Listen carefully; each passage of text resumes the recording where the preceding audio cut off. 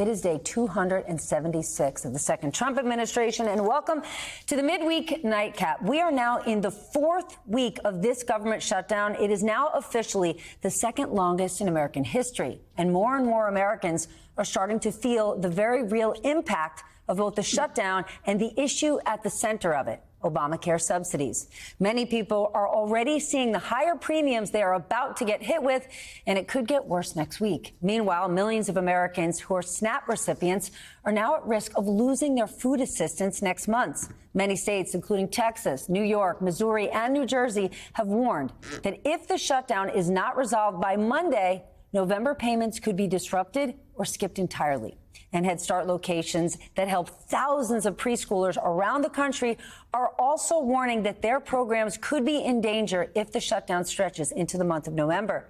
Meanwhile, many federal workers are now turning to food banks. They are turning to food banks to feed themselves and their families as the shutdown drags on. But one governor is responding. Gavin Newsom now has his state's National Guard helping staff the food banks in California. With that, let's bring in our nightcap, and you're in luck. It is a good one. Jake LaHutte is here, senior writer for Wired, covering the Trump White House. Ahmed Baba, columnist for The Independent and author of AhmedBaba.news. Tim O'Brien joins us, senior executive editor for Bloomberg Opinion, but you know him as Trump biographer and someone you know very well. MSNBC host and my dear friend Chris Hayes is here. He's also the author of The Siren's Call, How Attention Became the World's Most Endangered Resource. It is out now. Consider it for a Halloween gift. Chris, help us with the political calculus of the shutdown, right? Is it changing now that more and more people are feeling the pain? Because I can tell you, just a week ago,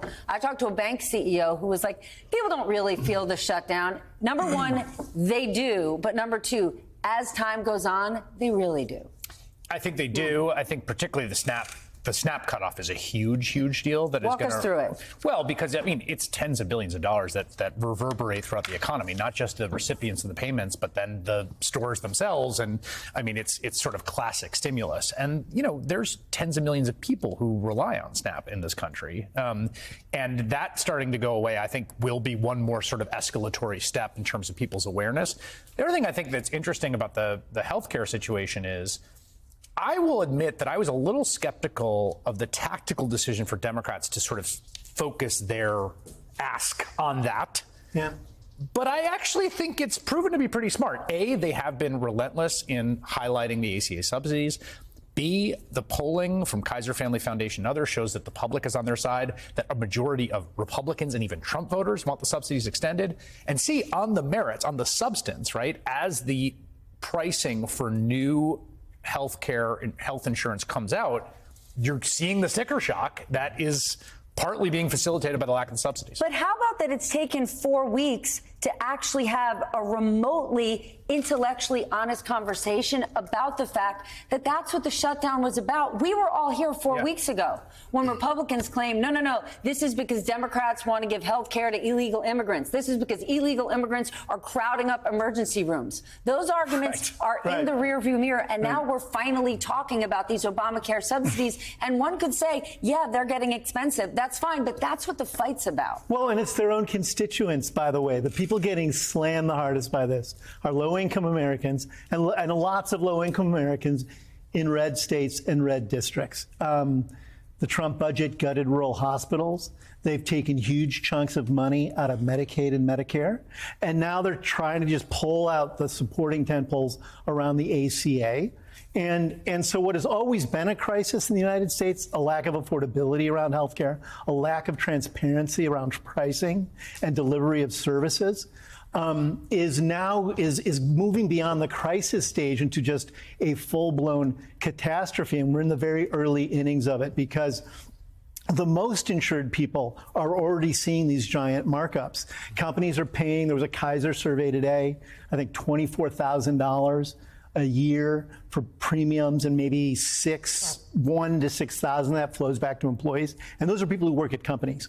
For people who are self-employed or people who are just off on their own, it's even larger. And one of the media covers it sometimes as saying a family making $140,000 a year has to pay premiums of $6,000. But if you're making $140,000, that $6,000 may actually be $9,000 to $12,000 in income. And you couple that with escalating housing costs, grocery inflation. A lot of families between housing, inflation, and healthcare aren't saving money for their children's college or for their own retirements. And so the idea that Donald Trump and the Republican Party are delivering the American dream to people, which is essentially what they voted against Democrats around, is just not holding ground. Jake, you cover the White House. Amidst all of this, are we hearing anything from this administration or Republicans in Congress that they have a plan? And I mean a plan to replace Obamacare, right? Because their argument is going to be, this plan stinks, it doesn't work. Even if I take that argument, great. What's your plan, dude? Well, for one, I think the framing of, well, what's the plan from the congressional Republicans going to be? That's irrelevant all of a sudden, because from the White House's point of view, they own these guys. Like I was talking to someone in the White House today, and they're basically like, look, no movement, no worries to see here. Everyone's in line. And they're just going to kind of be comfortable watching John Thune squirm a little bit.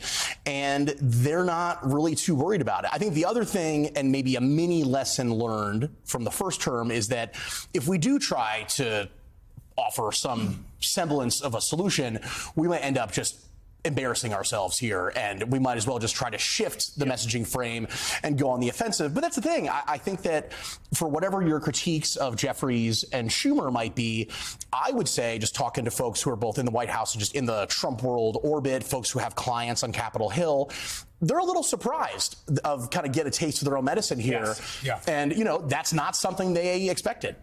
Yeah. And, on that point, I really do think eventually they're going to have to move, because the healthcare issue, whom? the White House and the Republicans, the healthcare issue, Jeffries, I was initially a little skeptical as well I wanted a wider, broader anti-authoritarian message initially. But what we saw, they tied it to an urgent cliff, this healthcare cliff. Georgia, we're seeing people, their premiums are doubling. There's a reason why people like Marjorie Taylor Greene is out there talking about affordability, talking about healthcare, and blaming, talking about her own kids and blaming Republicans. She blamed Thune and Speaker Johnson by name. And I think that is significant, although people try to say that they might want to just wait it out and Trump can distract himself with all these other issues. But eventually they're going to have to budge, because right now premiums are doubling. Americans are seeing that this is mounting, and there's a cliff coming here, and I don't see how they don't renew these subsidies. I think there's an issue going to the midterms. Yeah, well, I think and there's two reasons I think we've gotten that the Democrats have held caucus unity as long as they have. So the first is the normal reasons why Democrats really don't want shutdowns is because they really care about having the government open. They care about SNAP checks going out.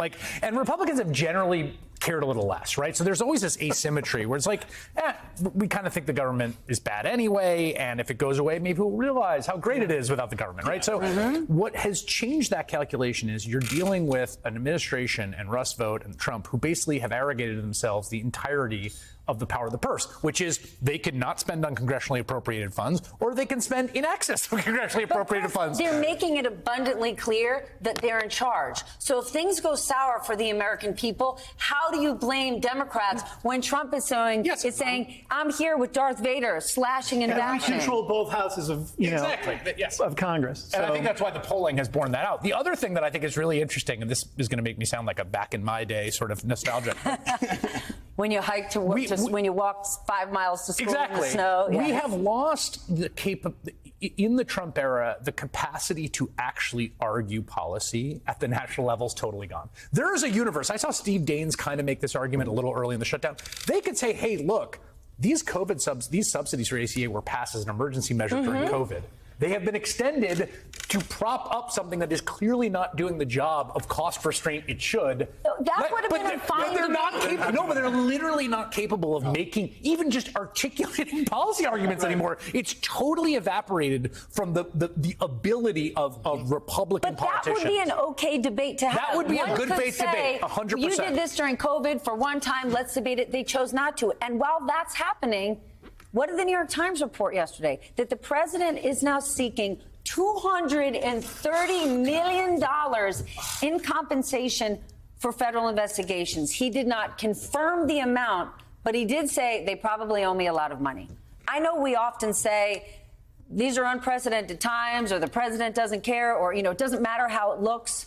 But come on now. Like, is this one a bridge too far? Are Republicans in Congress really okay with this? Look, I mean, there's the classic line from all the Hill reporters they'll hear every time. And I know that it's got to drive them crazy when you're on your feet hauling around that building all day. But you always hear, when you talk to these senators privately, when you talk to XYZ person privately, they'll say, oh, I don't know about Trump. I don't know about this or that.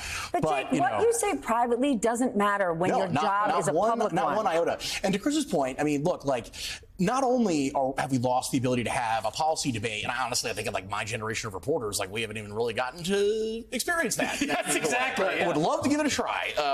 The thing is, on top of that, in the White House, and this is just kind of like the ethos of Trump world, is it's all presentism. It's all short term. Yes. Listen to every time he's asked in a gaggle by the White House Correspondents Association members about what are you going to do about a call with Putin or whatever other issue. It's always 2 weeks, short period of time, long period of time. Because he doesn't know what he's going to do. Yeah, but it's not just that there's no tomorrow. He's a chaos agent. There's no next 5 minutes, and that's just like how these folks operate. And I really can't overstate that, like, they don't really care that much about what XYZ thing they say today means for tomorrow, next month, and down the line.